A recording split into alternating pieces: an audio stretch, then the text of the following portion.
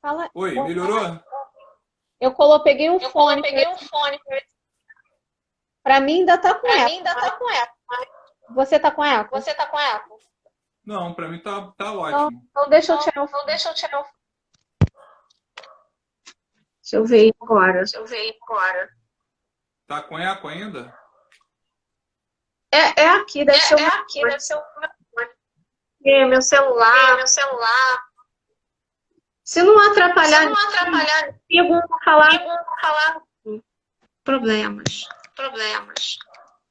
Coloquei o fone pra ver Coloquei se o fone pra melhora. ver se. Sim. Eu também tô.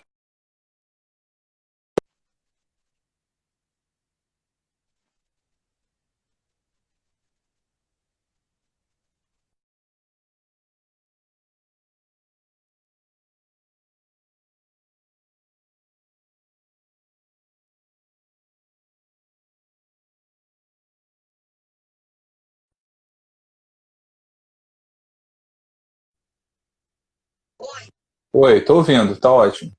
Tá, obrigada, Gabi, pelo feedback aí. Eu vou ficar com fone mesmo. Tá Tá, dando eco pra beleza. você? Vamos seguir, senão. Tá, então vamos lá. Então, vamos começar falando do conto, né? Que a gente tá com problemas técnicos aí. Mas a Cartomante é bem interessante. Eu, assim, fiquei apaixonada. É difícil não se apaixonar por um livro, por um conto de Machado, né? A gente pode fazer várias análises aí.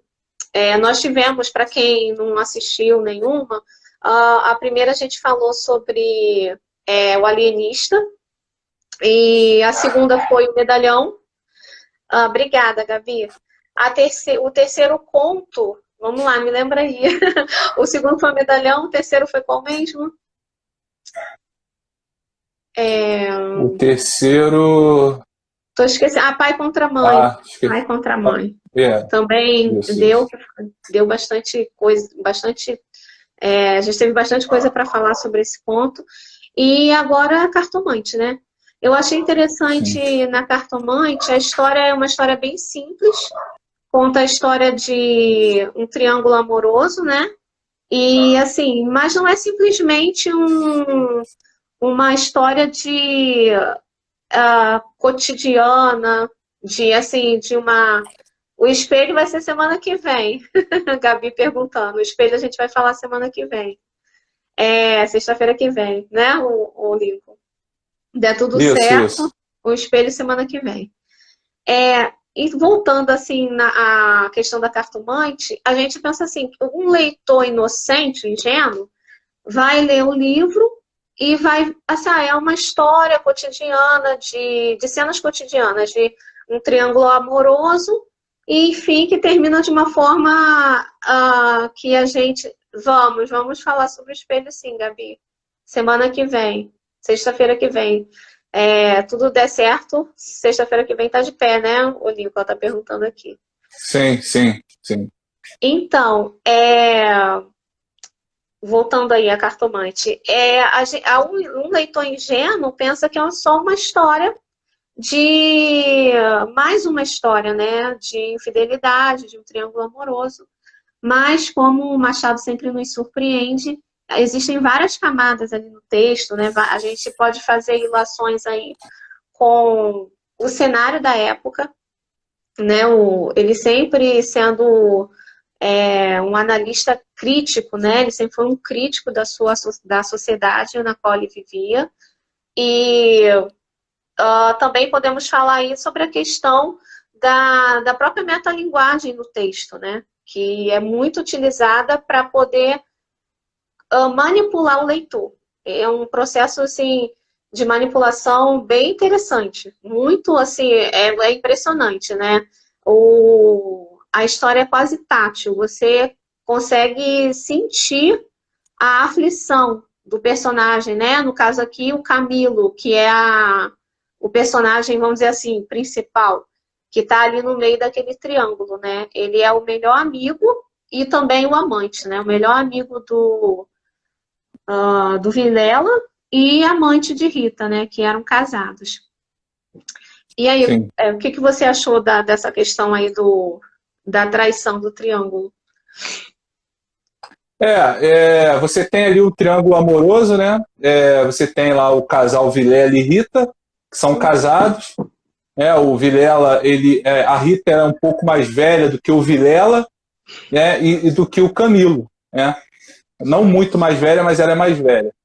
E o Camilo, no caso aí, que é o que está fora do casal, que é o amante, né? Ele é o mais novo e mais ingênuo, né? Ele fala que ele é o mais ingênuo. O Vilela é um cara mais sério, né?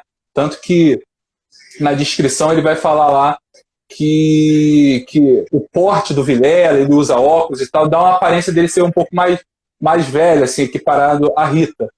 Enquanto o Camilo é mais garotão, vamos dizer assim, é o mais jovem. E assim, então você tem isso ali, e o conto ele já começa, né, com a Rita conversando com o Camilo num determinado local, né, que a gente vai saber depois, que é o lugar onde o casal amante aí, né, se encontra. Né, e esse é a casa de uma conhecida da Rita, vamos dizer assim, a pessoa que encobre esse relacionamento, né, enfim, que cede um espaço ali para eles se encontrarem. E aí eu estava fazendo uma pesquisa, né, sobre o que outras pessoas falaram desse conto, e o pessoal fica muito focado nessa questão da infidelidade, fidelidade. Tá? Me parece que o brasileiro, ou talvez até o pessoal, os arredores aqui, os países em volta aqui, parece que tem uma fixação por esse tema, né, de traição. Né? O pessoal gosta. Você vê as novelas mexicanas, que também são assim. O pessoal gosta muito desse tema, muito fissurado. Muito fissurado nisso. E essa fixação, ela impede de você observar outros aspectos do texto, que eu julgo até mais importantes. Com certeza. Então, não é só a questão da infidelidade ali. Outras coisas, talvez até mais importantes, são abordadas ali, são deixadas em segundo plano, e o pessoal fica nessa fissura de falar, né, do triângulo amoroso. Inclusive, teve uma adaptação que tem uns artistas que são da Globo, tem a Débora Seco fazendo um papel de Rita e tal. Aí eu me lembro que eu vi há muitos anos atrás, mais de 10 anos. Né? Essa adaptação é uma adaptação, não é a história exatamente, é uma releitura mais moderna e tal. Né?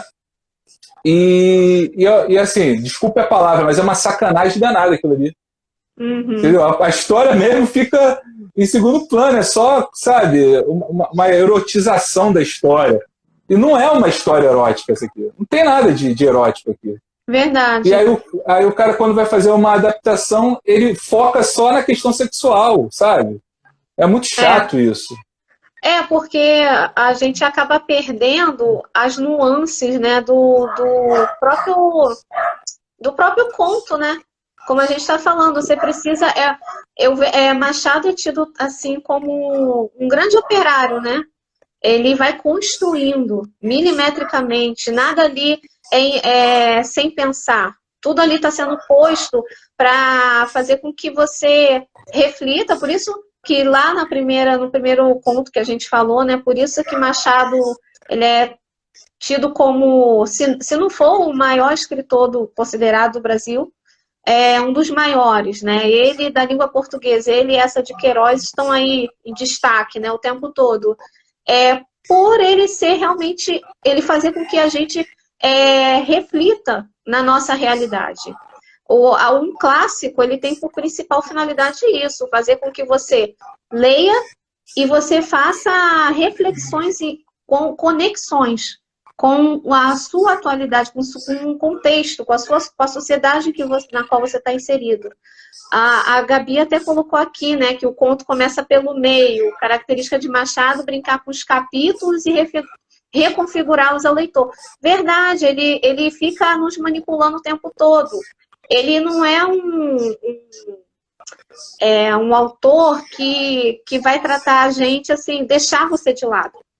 Ele traz o leitor, né? Isso é um ponto bastante importante da gente citar aqui, principalmente esse conto em especial, essa questão é muito relevante, ela está assim nítida, né? Dessa questão de trazer o leitor para dentro do texto. Tem momentos ali que a gente vai tratar aqui no decorrer, que já está mais do meio para o final do conto, em que ele usa da personificação, né?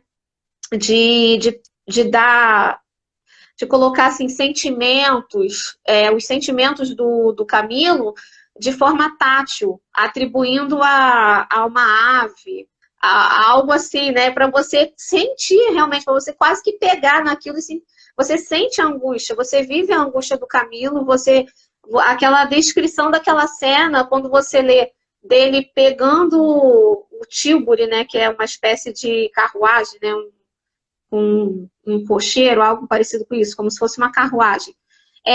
De onde, para ir até a casa do Vilela, toda aquela descrição daquela cena ali, ela é feita de forma a fazer com que você se sinta angustiado mesmo, que você queira estar ali com ele e tentar salvá-lo do que estava por vir, né?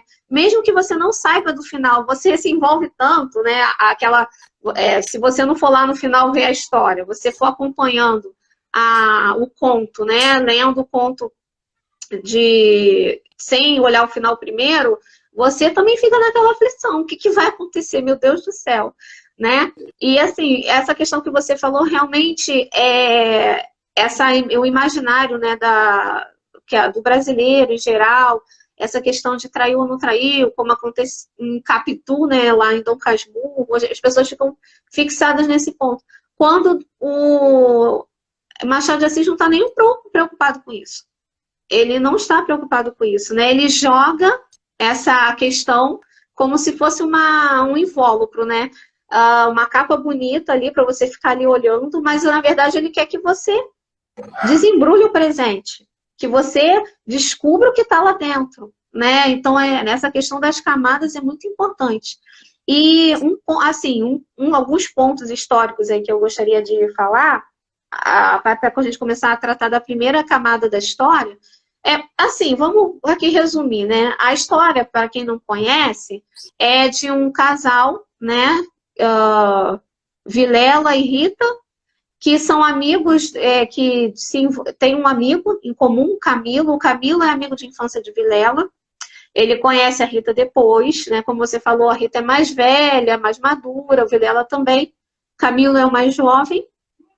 E eles se envolvem, né, ali numa amizade muito profunda, principalmente quando a mãe de Camilo morre. E a partir dessa amizade, né, desse triângulo, né, que eles começam a viver, o Camilo é muito ajudado pelo casal. E a gente tem um destaque ali para a esposa, né, de Vilela, né, que fala que ela começou a cuidar do coração dele. Ali você vê como uma espécie de substituto para a mãe, né, que ele acabara de perder a mãe, e também, assim, a questão dele, ele começa a se envolver por ela ser uma mulher, né, envolvente, uma mulher madura, uma mulher que se dispõe a ajudá-lo. Ela está ali, né, disponível, vamos dizer assim, entre muitas aspas. E acaba acontecendo inevitável, né, eles acabam se envolvendo. E sobre esse ponto, eu vou até como jogar aí para o pessoal, principalmente para a Gabi, que ela vai gostar de ouvir isso. Eu não sei se você percebeu que nesse momento o narrador ele vai dar a impressão que assim, os dois se envolveram, certo? Mas ele descreve de uma forma como que o Camilo é inocente e a mulher, a Rita, ela é descrita como uma serpente, né? Uma serpente que o envolve, esmaga ele e joga o veneno. Então ele acaba se envolvendo com aquela mulher ali que é irresistível, né? Em todos os sentidos, né? É bonita, é madura, cuida dele. Então, assim, esse é um ponto aí que a gente... Mas a gente vai dizer, Machado é machista. É outra coisa também que as pessoas podem dizer muito. O narrador é machista. Não, eu vejo ali que é um retrato de uma época, assim, né? Você tem essa sociedade onde a voz majoritariamente é masculina, né? É inevitável. E, assim, eu vejo também que Machado ali está fazendo uma crítica, como sempre, mordaz ali na sociedade. Porque se a gente for pegar, eu vou passar aí para os dados históricos, esse conto, ele era publicado originalmente num jornal que eu anotei aqui, Gazeta de Notícias. Então, era para entreter a burguesia, realmente, era para as pessoas lerem ali, era como se fosse a novela, né? Só que Machado, como sempre, ele não estava ali só para ficar entretendo a burguesia. Ele aproveitava para fazer críticas, né, à sociedade usando da ficção. Mas como a gente falou, pegando a ficção que reflete a realidade, na qual você pode fazer ilações. E aí eram casos que estavam surgindo muito. Era muito comum na burguesia da época os casos de extraconjugais, né? Como você fala, essa questão da infidelidade sempre, né? O pessoal gosta de comentar. Então era muito comum esses casamentos arranjados e por interesse e para se manter na posição social na qual eles estavam ali, que ninguém queria descer, né, no seu patamar social. E havia muitos casos de extraconjugais. E, antigamente, o adultério ele era realmente crime. O adultério ele não era como a nossa sociedade hoje vê, né? Que a pessoa era punida realmente pela questão do adultério. E era algo mesmo visto com péssimos olhos. Mas acontecia direto. A mesma sociedade que condenava era a mesma que praticava, né? Então, ele aproveita desse espaço, vamos dizer assim, no jornal, para fazer essa crítica, né, à sociedade, né, à hipocrisia da época, né. Sim, você tem essa crítica em relação à infidelidade, talvez até faça mais sentido por conta do que você falou, configurava um crime, né, e você tinha uma preocupação com a sua, como é que eu posso dizer? Você tinha uma preocupação com o seu status social, você não queria, né, que as pessoas falassem mal de você, assim como hoje. Uhum. Né? E assim como hoje, você tem as questões de infidelidade, e aí, sim, a gente foca muito em falar que essa questão é uma crítica à burguesia, mas você tem a questão da infidelidade na burguesia, você tem na classe menos favorecida, nos pobres, enfim. A infidelidade é algo muito comum e hoje em dia continua sendo muito comum. Uhum, né? Verdade. E assim, existe um certo tabu, né, enfim, as pessoas gostam de falar sobre isso, mas sempre de uma forma distanciada, né? Porque Deus me livre acontecer comigo, né? A pessoa fica com essa né, gosta de saber dos outros, né? Mas tem um extremo cuidado quando refere-se ao seu próprio relacionamento, né? Como é que está o teu relacionamento? O pessoal mais gosta de falar dos outros. Né? Então tem realmente essa questão, e aquela questão que você fala da mulher, né? Realmente, hoje a gente não pode falar, basicamente a gente não pode falar o que é de homem e o que é de mulher, né? Não tem mais esse tipo de coisa, né? Uhum. Você tem uma abertura, né? Mas naquele período você tinha bem definido os papéis sociais, né? E o que acontece quando eu percebo essa questão da sedução, né? A gente sabe, né, que assim, a maneira ali que ele descreve, que era como uma serpente que vai envolvendo, é que, tipo assim, o cara ele não se deu conta. Quando ele foi se dar conta, ele já estava enroscado, ele já estava enrolado, não tinha como fugir. Eu concordo com você que, pelo menos, pelo que a gente lê ali, ele coloca a culpa na mulher. Né? Foi ela que seduziu. Uhum. Nesse ponto, talvez porque tinha mais sutileza, era mais esperta, ela procurava, ela sabia como chegar. Né? Verdade. E o Camilo vamos dizer assim, era um mais bobão. A gente vai ver que ao longo do conto ele demonstra ser meio bobão, meio ingênuo. Né? Sim. Então, eu concordo com isso que você falou aí, que ele realmente coloca a culpa como se fosse só culpa da mulher. Claro que o Camilo tinha a opção de falar que não. Mas, enfim, ele se envolveu ali e não teve saída, né? E eu vejo interessante isso que você falou, que Machado realmente ele brinca com a gente, ele fica jogando a gente para lá e para cá, igual uma bolinha de ping-pong. Porque na mesma... Eu estou tentando achar o parágrafo aqui, que eu estou com a cola. Tá, achei. No mesmo parágrafo em que ele fala que a Rita era como uma serpente que o envolveu, ele fala também que ele, tô envolvido, já era. Então, assim, os dois, ao mesmo tempo que ele fala, foi culpa da mulher, mas ele também diz, foi dele porque quis, né? Sim. Eu vou ler o texto rapidamente para quem está ouvindo poder perceber isso. Ele fala assim: não quis sinceramente fugir, mas já não pôde. Rita, como uma serpente, foi se acercando dele, envolveu-o todo, fez-lhe estalar os ossos num espasmo e pingou-lhe o veneno na boca. Olha a coisa, né? Ele ficou atordoado e subjugado. Vexame, sustos, remorsos, desejos, tudo sentiu de mistura. Mas a batalha foi curta. Olha só, o que ele está falando aí? Ele não resistiu, ele não quis resistir. Nem tentou. Mas a batalha foi curta e a vitória delirante. Olha aí, a vitória delirante, ou seja, foi algo que ele queria. Ele não queria ganhar essa batalha, ele queria perder. Então, tá vendo aí, Machado falando, ele está brincando com você, leitor.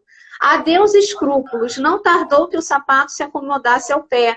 E aí foram ambos. Olha isso, gente, essa questão de passar por cima de tudo e de todos.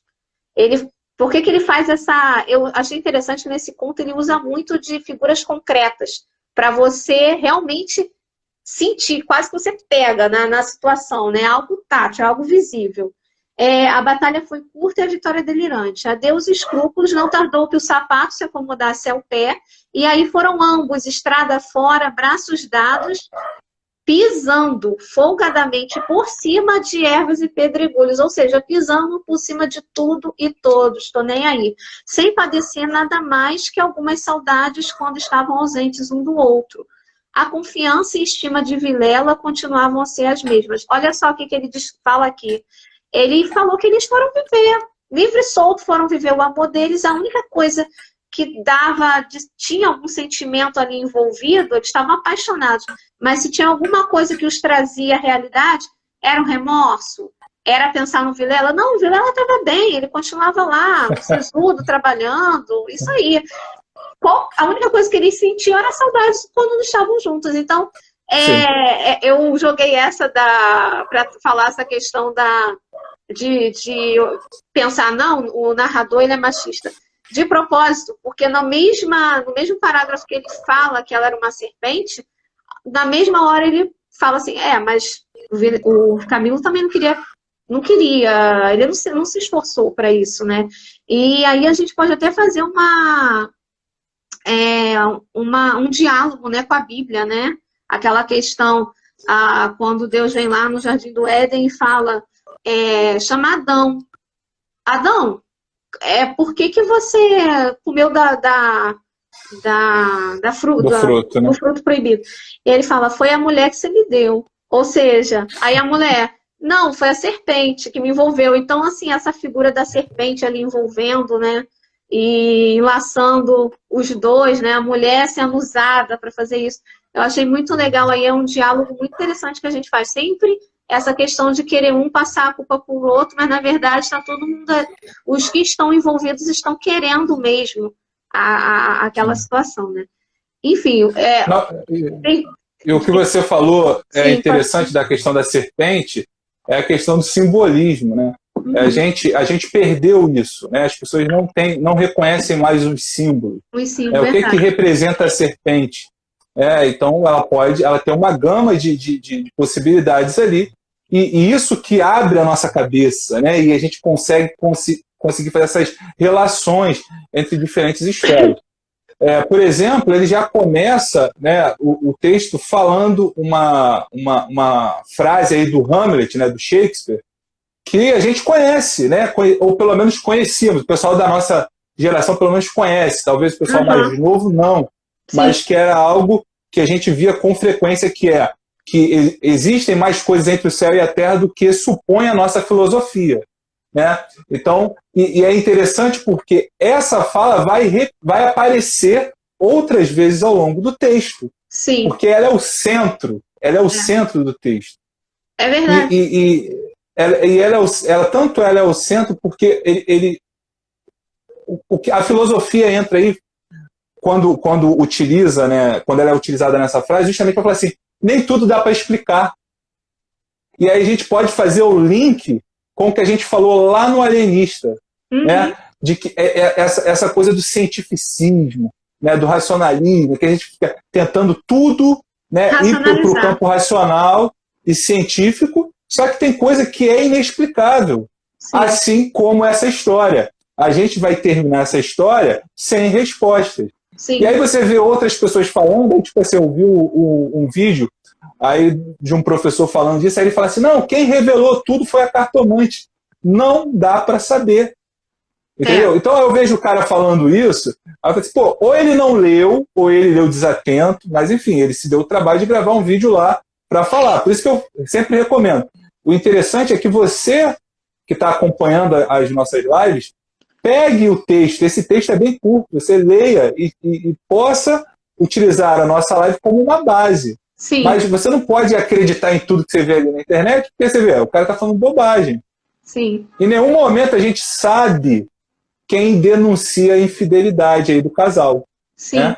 Que já é um outro avanço aí da história, né? Que em um determinado momento da história, o Vilela vai descobrir.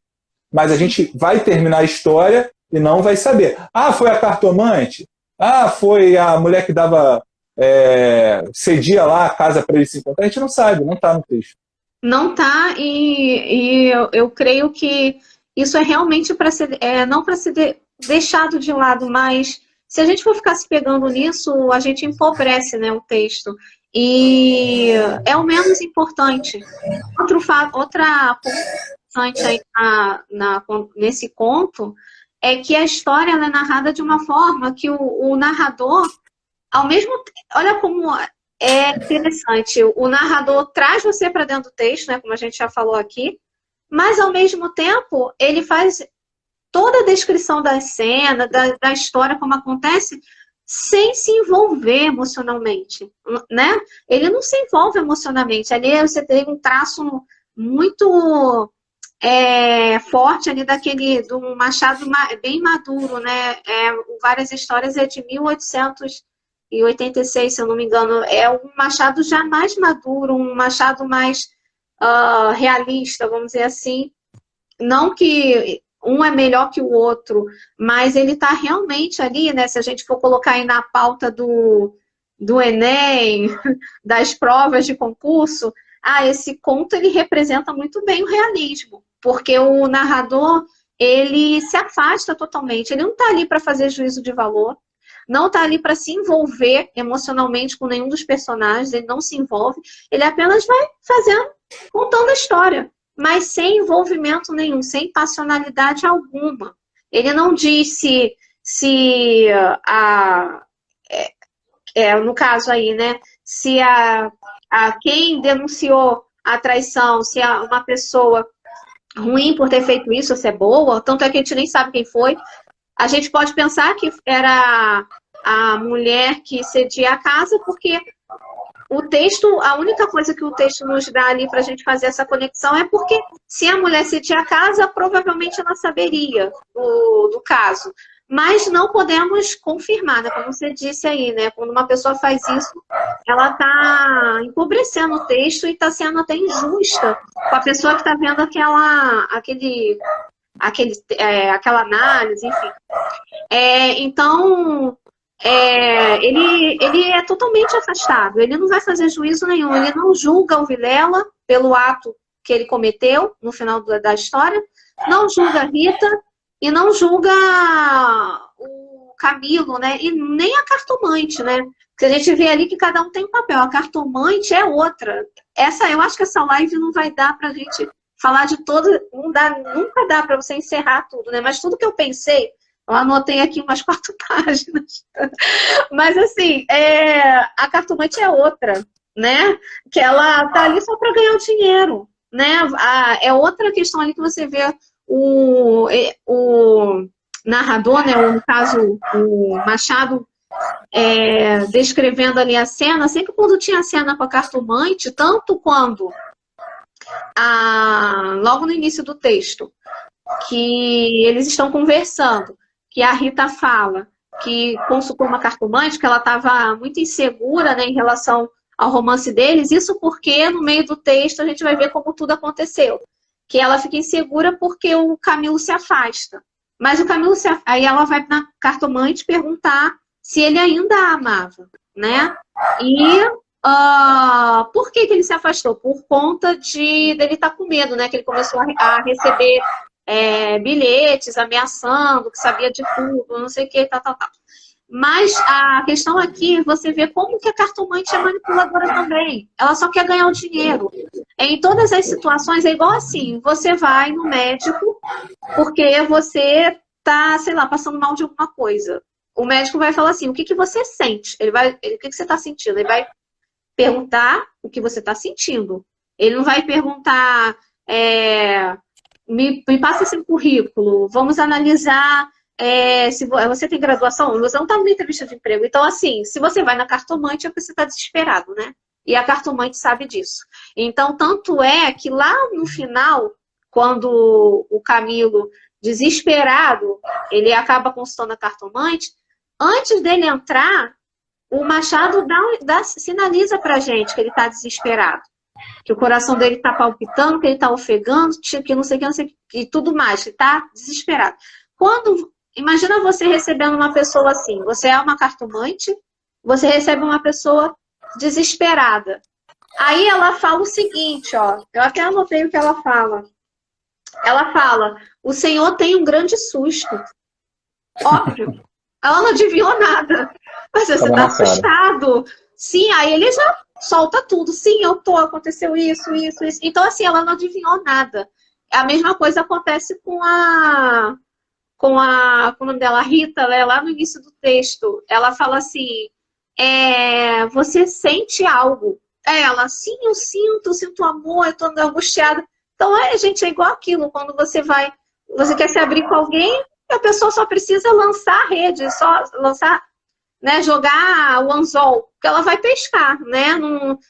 A gente vê isso, essa descrição dessas cenas, a gente tem que perceber mesmo, né? Não adianta a gente ficar, nossa, será que a cartomante revelou mesmo? E nesse ponto aí eu vejo de novo o Machado sendo bem crítico, né? Bem irônico. E só vai perceber isso se você observar as entrelinhas ali do texto, né?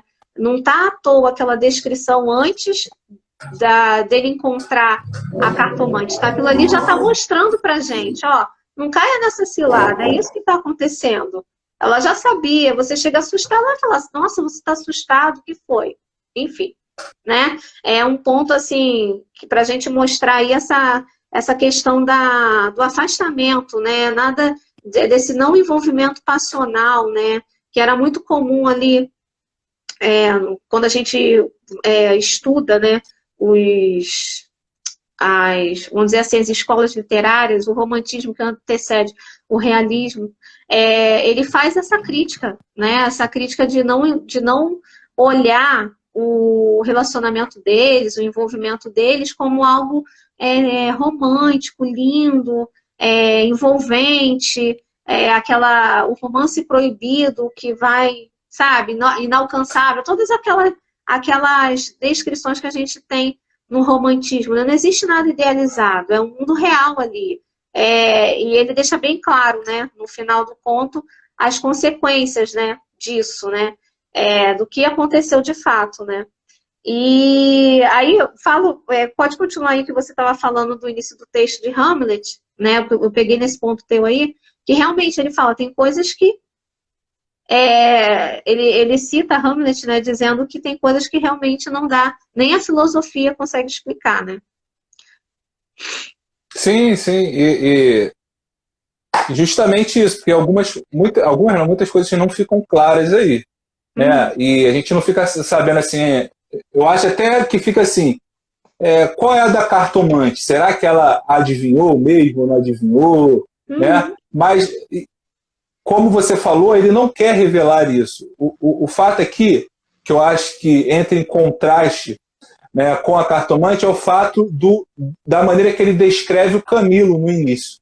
Ele vai falar que o Camilo é um cara que não acredita em nada. Né, que ele teve ali uma base ali, religiosa, familiar, né, por conta da mãe, né? Mas quando ele chegou aos 20 anos, ele já não acreditava mais em nada. Uhum. Foi essa maneira que ele descreveu. E aí ele perde um tempinho falando sobre essa questão da descrença do Camilo, né? Então, por isso que eu acho que é importante. Então, ele fala que o Camilo é um ateu, né? E ele vai falar que, no caso, ele nega tudo, né? Ele não acredita em nada. E é interessante ele falar isso. Eu não vou conseguir encontrar a parte agora, mas que ele vai falar sobre essa questão de que negar uma coisa é afirmar. Parece até que é uma contradição. Sim. Né? Mas o que ele está querendo expor ali, do meu ponto de vista, é que ele está falando o seguinte: qualquer um pode falar que não acredita. Eu posso falar assim, eu não acredito na cartomante. Eu não acredito nisso aí. Eu não acredito em Deus. Você pode falar, né? Você pode falar isso. Mas é o que ele coloca aqui no texto. O Camilo, ele não acreditava nada, mas faltava ele o quê? Argumentos. Ele não sabia argumentar. Ele não sabia argumentar o porquê que ele não acreditava. Ele simplesmente não acreditava. Ele só falava assim, não acredito em nada. Então, o texto começa com ele ironizando, né? A própria Rita falou assim, você foi a cartomante? Quando você tiver uma dúvida, a cartomante sou eu, né? Então você pergunta para mim, se você tiver. Né? E aí, esse que é o irônico. Por quê? Né? Como você estava falando da questão de quando finalmente o Camilo vai à cartomante. Por que ele vai à cartomante? Porque em um determinado dia ele recebe no trabalho um bilhete lá do Vilela falando, venha para a minha casa já. Né? E aquele bilhete foi o suficiente para ele ficar ali se borrando de medo. Eu achei a parte que você falou aqui da questão dele não acreditar em nada, se você permitir, eu só vou citar, porque a gente percebe aí, né, que ele está sempre fazendo esse jogo de ping-pong com a gente, né? Se a gente se envolve emocionalmente ou se afasta, se eu fico idealizando ou se eu mantenho meus pés no chão, né? Esse jogo o tempo todo, que é o ser humano, né? Nós somos isso. A gente não pode dizer eu sou só razão, eu sou só emoção. A gente age, por isso essa frase de Hamlet, há mais coisas no céu e na terra do que sonha a nossa filosofia, ela realmente, como você disse, é o cerne do texto. Porque ele vai mostrar isso ao ser humano, né? Ora você se envolve e você age com a emoção, ora age com a razão. E ele ironiza mesmo o Camilo, que ele diz assim, Camilo não acreditava em nada. Por quê? Não poderia dizê-lo, não possuía um só argumento. Limitava-se a negar tudo.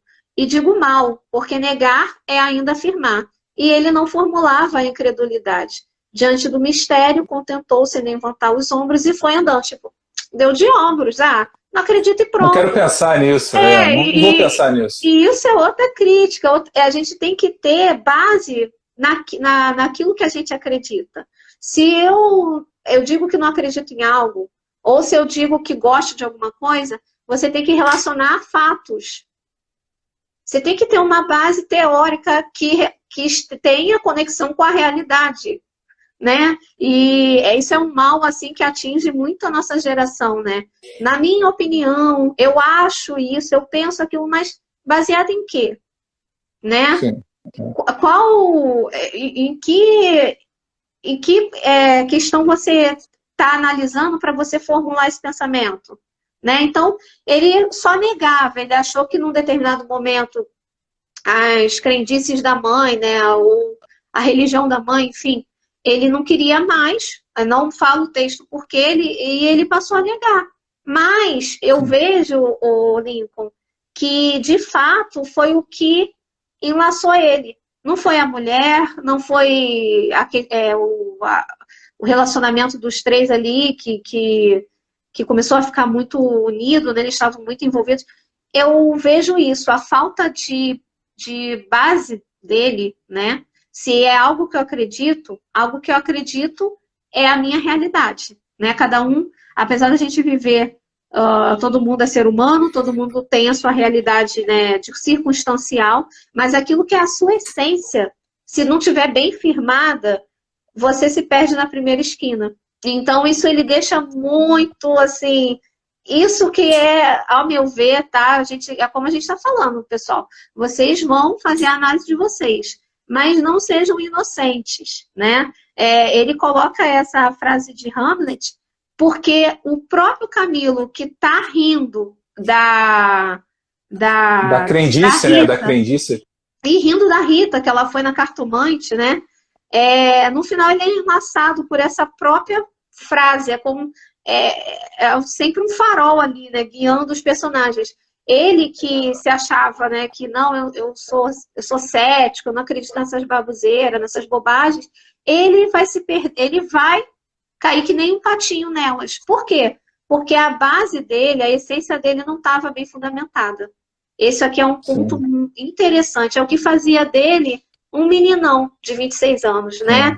sim, sim. Um homem adolescente, vamos dizer assim, né? Então ele não era firme nas convicções dele, né? Sim.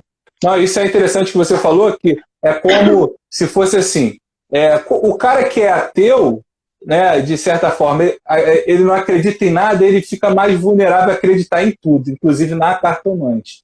Porque ele Sim. está ali vulnerável. Como ele coloca ali, muito bem, ele não sabe argumentar por que ele não acredita, então ele fica aberto a cair, talvez, no engodo aí Isso. da cartomante. Se é que foi um engodo, não sei. Sim. Mas fato é que é isso. E não é uma crítica, né? Eu gostaria que as pessoas entendessem que, tipo assim, quando a gente fala essa relação, essa crítica ao ateísmo aí do Camilo, não significa que o Machado estava levantando alguma bandeira do tipo que ele. Não. Não, pelo contrário, ele só está falando como as coisas são. Então, Sim. muitas vezes, aquele cara que não acredita em nada, quando ele. Não é assim. Uma pessoa não acredita em nada, mas perde o marido, aí ela vai logo para o centro, consultar lá o espírito lá para ver o que tem, vai fazer um trabalho, vai consultar a cartomante, não é isso? Uhum.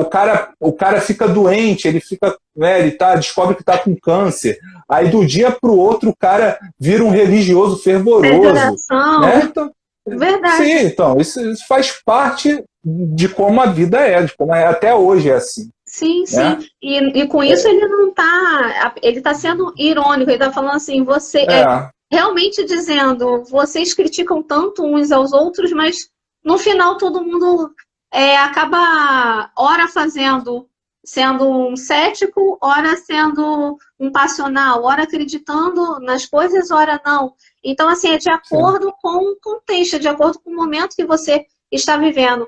E, de certa forma, fica uma lição, né? A gente não está aqui para julgar ninguém. Então, até essa coisa de falar, foi a cartomante que os envolveu e os levou para o final trágico. Não podemos falar isso. Ela estava fazendo o papel dela.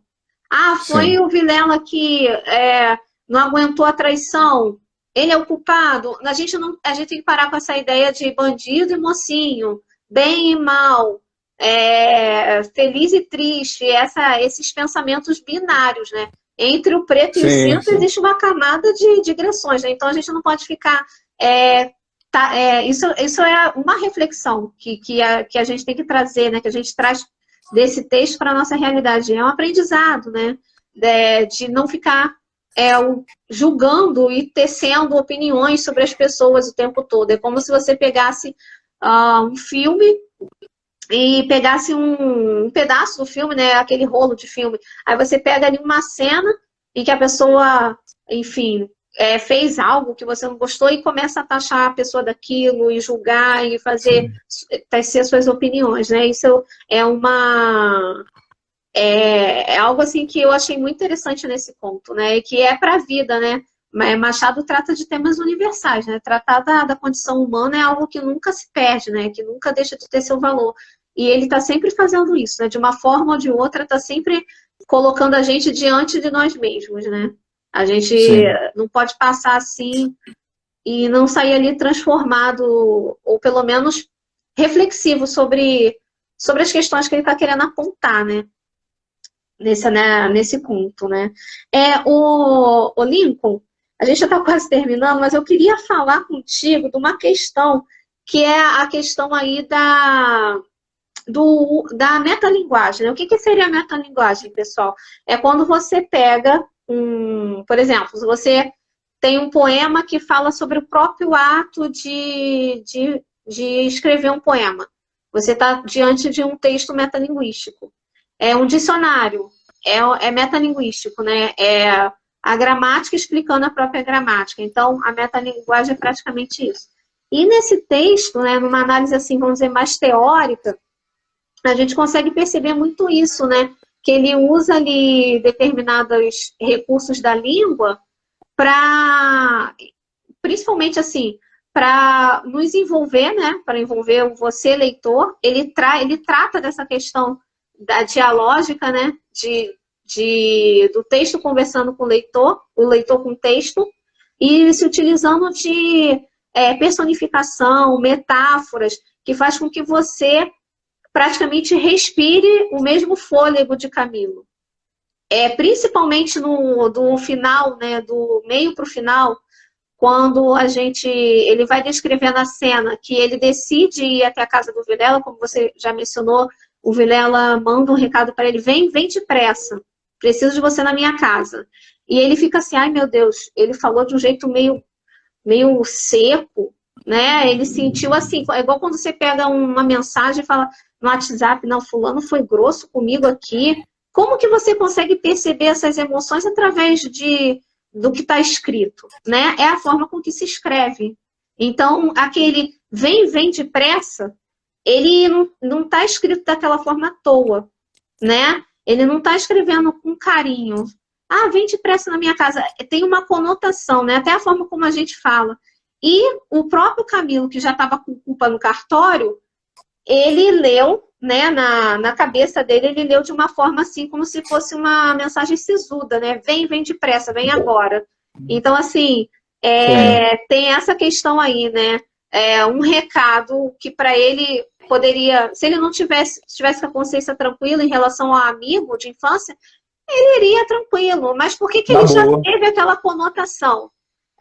Ali o recado ampliou o seu sentido. Por quê? Porque ele já estava com medo, ele já andava recebendo bilhetes, né, dizendo, eu sei o que você fez, você está traindo e tal. Então, ele já estava com medo. Então, ele já recebeu aquela mensagem com uma conotação diferente, né? Então, eu acho bem interessante a gente tratar dessas questões da linguagem nesse texto, que é muito importante. É o que faz com que a gente se envolva, né? Com que a gente queira salvar. Eu vou ser sincera para você, eu como a leitora desse texto, eu queria salvar o Camilo. Queria salvar os dois. É interessante, né? Eu não estava fazendo juízo de valor ali, mas eu vejo que o Machado ele é tão interessante que ele fala do Vilela, mas emocionalmente o Vilela não se envolve ali no texto. Só descreve e tal. Quem ele envolve emocionalmente com você, leitor? A Rita e o Camilo. A Rita e o Camilo. Então, você fica torcendo pela Rita e o Camilo. É realmente uma condução, né? Ele está te manipulando, fazendo com que você queira torcer realmente pelo casal. E posso falar o que aconteceu no final? Só para a gente falar dessa questão da manipulação da linguagem? No final, o que acontece, pessoal? O Camilo acaba morrendo, né? Com 2 tiros. E são 2 tiros, se eu não me engano, queima-roupa. E quando ele chega na casa do amigo, do Vilela, ele fala assim, o que foi? Ele tá todo feliz, né? Acabou de sair da cartomante, estava com o espírito dele em dia, tranquilão. Aliviado, né? Tava aliviado. A cartomante deu... assim, ela fez ótimas projeções do relacionamento deles, que ia dar tudo certo, o traído não eles vão ficar bem, né? E aí, então, quando ele chega lá, ele encontra a cena na sala, a esposa dele, né, do Vilela, caída morta, que também tinha sido baleada, e ele vai, não quer nem conversa, dá logo 2 tiros, pega o cara pelo colarinho e pá, mata o cara, né?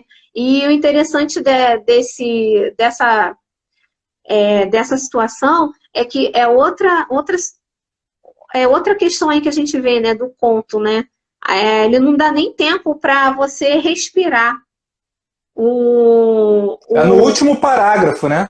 No último parágrafo, ele quebra toda a tua expectativa ali. Tipo aqueles filmes que quando de suspense, né? Que você acha que é uma Isso. coisa, até a última cena tu fica assim, ah.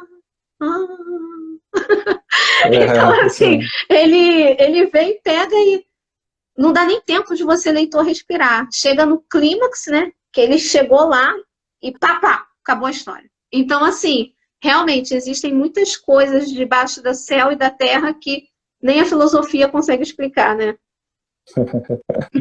Isso aí. E Não, e é interessante essa questão do que você falou, da questão de como a gente recebe uma determinada mensagem. Você deu um excelente exemplo que foi o do WhatsApp, né? Então você vê assim, um exemplo, um casal de namorados que estão se conhecendo, então aquela. Aí, vamos supor, aí o menino manda lá uma mensagem que fala que está com saudade e tal, e aí a namorada vai e manda só um joinha. Aí o cara, pô, só isso, né? Aí o cara começa a pensar, pô, será que ela não gosta de mim? Será que ela tá com outro? Será que é o que acontece? Viagem, né? E quando você, por exemplo, se minha esposa manda um recado para mim e tal, e eu para ela, e ela me responde com ok ou com joinha, tudo bem. Você sabe, ó, a pessoa está ocupada, está tranquilo. Então, dependendo do seu estado de espírito, a interpretação ela pode variar. sim. E é importante que a gente seja preciso na escrita, só que a escrita ela tem uma limitação. Sim. Né? E principalmente quando é um texto, como foi lá um recadinho, que, né, num pedaço de papel, como foi o caso do recado do Vilela, quando é uma mensagem de WhatsApp. Então, quantos grupos de família tiveram problema por causa de uma má interpretação, né? Sim. Então é interessante a gente perceber essa sutileza aí, né? Na hora de interpretar essas mensagens. Isso você falou interessante. Nesse recado do Vilela para o Camilo acontece isso. E lá no início, o recado da Rita para o Camilo, que quando o Camilo faz aniversário, sim. Lembra? Ela manda um recadinho assim, em poucas palavras, não quer dizer nada a ele. Ali ele percebeu que ela estava apaixonada. Por quê? Ali ela percebeu. Tipo assim, como se o recado dela, por não ter sido nada... foram palavras, ele chama de vulgares. Eu vejo ali no sentido de sem muita formalidade. Não teve formalidade, foi muito afetivo, né? Ela foi muito afetiva com ele. Então, ela não se ateve, né, a usar os termos mais, vamos dizer assim, aquele português, né, refinado. Ela falou com o coração, vamos dizer assim, com a vulgaridade, né, com o sentimento dela.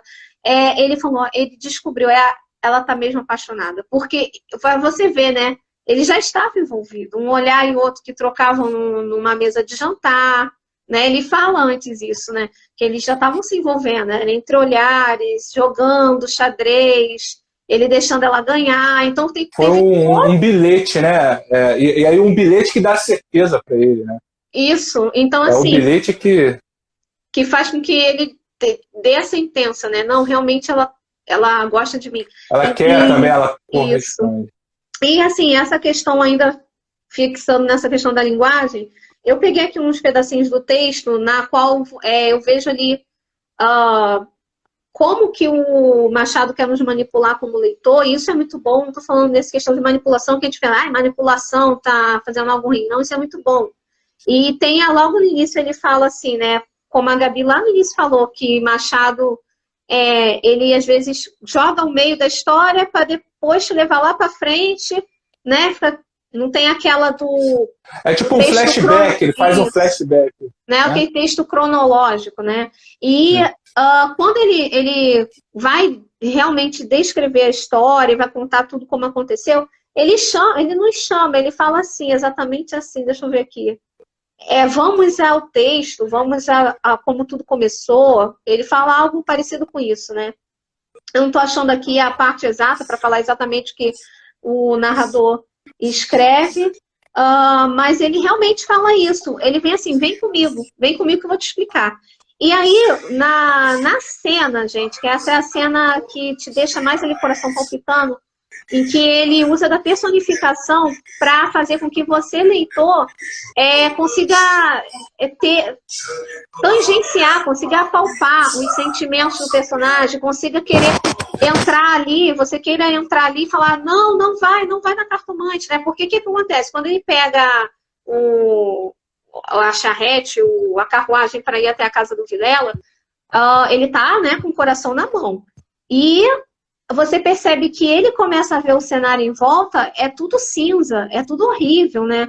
Ele fala como se todo mundo fosse acabar, né? E aí acontece que no meio da viagem tem um acidente, algo na frente, que os impedem de continuar. Então ele fica parado, é a hora que ele para e começa a olhar em volta. Quando ele se dá conta, vê que a casa da cartomante está logo ali. E tem uma parte que ele fala assim, olha, Machado nos manipulando. Ele fala o seguinte, deixa eu ver se eu acho aqui. Só um minutinho, tá? Aqui. Ele vem falando, né? Esse parágrafo eu gostaria de ler rapidamente. Mas o mesmo trote do cavalo veio agravar-lhe a comoção. Você vê aí, né? Aquela coisa do trote, né? Você imagina, o trote do cavalo é como se fosse o coração dele batendo, entendeu? Você fica naquela... você vê mesmo a comoção dele, o desespero dele, o coração saindo pela boca, né? E ele faz essa relação com o trote do cavalo. O tempo voava e ele não tardaria a entestar com perigo. Ou seja, meu Deus, meu mundo está acabando. Quase no fim da Rua da Guarda Velha, o Tilbury, né, que é o veículo, né, teve de parar. A rua estava atravancada com uma carroça que caíra. Camila em si mesmo estimou o obstáculo e esperou, ou seja, ele gostou que tinha um obstáculo. Tipo assim, vou me atrasar, que bom, né? Eu não vou me encontrar com o Vilela tão cedo. Ele disse, como se fosse algo que fosse assim, como se ele não tivesse que enfrentar a realidade, né? Ele estava tardando de encontrar, então aquele acidente ele ficou aliviado. E aí ele fala, no fim de 5 minutos, reparou que ao lado da esquerda, ao pé do Tilbury, ficava a casa da cartomante, a quem Rita consultara uma vez. E nunca ele desejou tanto crer na lição das cartas. Olhou, viu as janelas fechadas, quando todas as outras estavam abertas e pejadas de curiosos do incidente da rua. Disse-ia a morada do indiferente destino. E aí ele põe o destino em letra maiúscula, ou seja, aquela situação, né? Gente, é conta do destino que realmente esse acidente aconteceu logo aqui, às portas da cartomante tem alguma coisa, é um sinal, né? Eu vi muito interessante isso. Ele bota o destino em letra maiúscula como se fosse assim. É um sinal, é o destino, dizendo para eu ir consultar a cartomante. Então, é bem interessante isso, como ele vai nos envolvendo, né? Usando o recurso da língua, né? As e essa parte que você fala do destino, é importante a gente perceber qual era o estado de espírito dele antes, como você falou. Uhum. Ele estava muito apreensivo. Então, quando uma pessoa está apreensiva, ela fica com o pé atrás. Ela vai desconfiada. Tanto que ele pensou, levo uma arma, não levo, né? O que me espera? O que quebrou a guarda dele? Foi justamente... Só um minuto. Eu vou encerrar, que falta 15 segundos. Aí a gente volta só para terminar, tá? Para não ficar esse final sem desfecho, tá, pessoal? Não sai.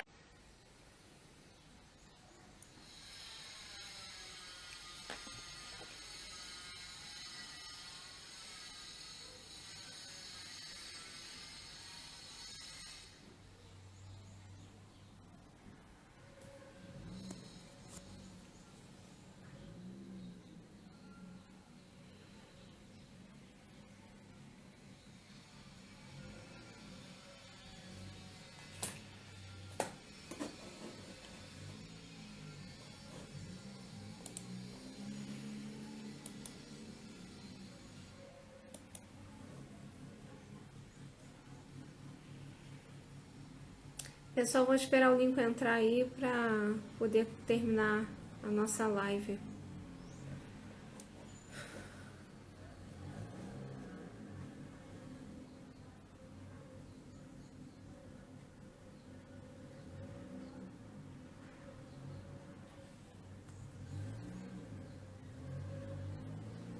esperar ele entrar aí. Só um minutinho.